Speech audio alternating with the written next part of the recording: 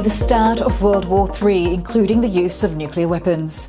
Nearing the fifth day of conflict in Ukraine, Russia are finding the invasion more difficult than anticipated, and they have not yet been able to gain hold of Ukraine's airspace. The Russian army is significantly larger than that of Ukraine's, but the brave Ukrainians are putting up a much stiffer fight for their country than initially thought. Russian troops' morale is also low in near-freezing conditions, with many not really knowing the reason behind their deployment to the territory. Please subscribe to the channel. I'm Sage for Kalkinemedia. Russia has been somewhat duplicitous in the preceding days to the invasion, which began on Thursday, stating that they had no intentions of war, although surrounding Ukraine from all sides with troops. The deception continues, with the Russian infiltration having destroyed 33 civilian sites in Kiev in the last 24 hours, after they advised they had no intentions of harming civilians. This was reported by news.com.au. Although numbers can be difficult to verify, the last count reported 450 to 800 Russian soldiers have been killed, and these numbers could have increased since it was reported, and Russia has not yet set into action its heavy artillery, although it has its nuclear arsenal on high alert.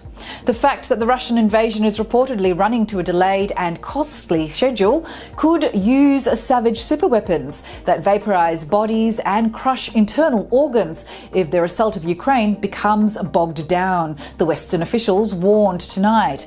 And thermobaric weapons, known as the father of all bombs, were jointly developed by the US and Russia, the then Soviet Union, in the 1960s, and cost approximately $16 million each. These vacuum bombs are explosives that utilize the Earth's atmosphere to create a high-powered explosion. Although not nuclear weapons, they are considered the second most powerful weapons.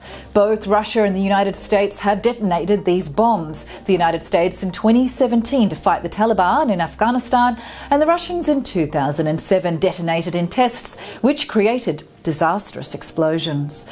Approximately 350,000 Ukrainians have fled to neighbouring regions as refugees, and President Zelensky has allowed any person of any age to fight for the Ukrainian nation.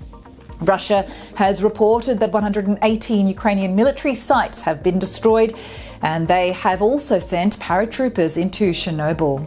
The Ukrainian people are being shown how to build Molotov cocktails on broadcast television and are being invited to collect free rifles and ammunitions off the streets to protect themselves. Although Russian claims say they have avoided the urban areas to avoid this guerrilla-style warfare, which could delay them further. With the world pleading to the Russian tyrant to stop the invasion, including China's leader Xi Jinping, who spoke to Mr. Putin via phone on Monday, urging him to have talks with Ukrainian President Zelensky. A frightening major development has occurred in Belarus today, where a new constitution was formed from a referendum, taking a positive stance for its nuclear weaponry.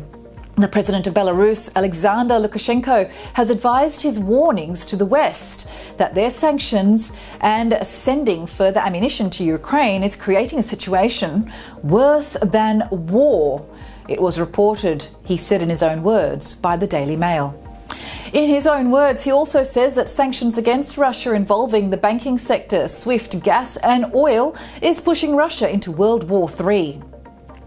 The referendum that was won by a 60% Belarusian majority could steadily increase Russia's nuclear stockpile and lead to the first time Russian nuclear weapons are held in Belarus since the dissemination of the former Soviet Union.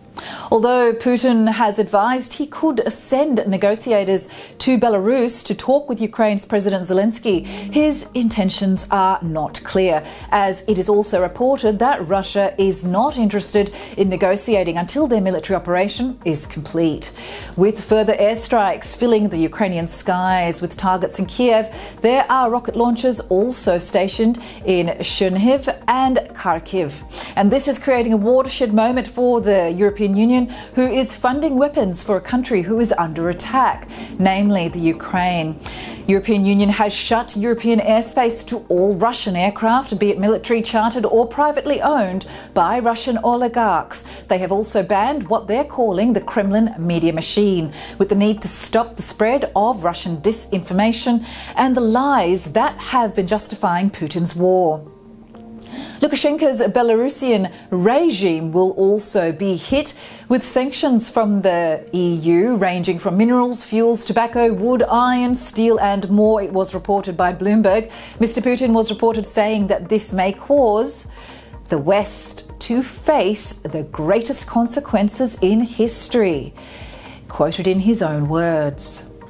Please like, share and comment below this video to help raise awareness about the conflict in the Ukraine. Please subscribe to the channel and press the bell icon to be kept up to date with KalkineMedia's coverage of the impending Russian war. For more information, please head to the website kalkinemedia.com. My name is Sage for Kalkine Media.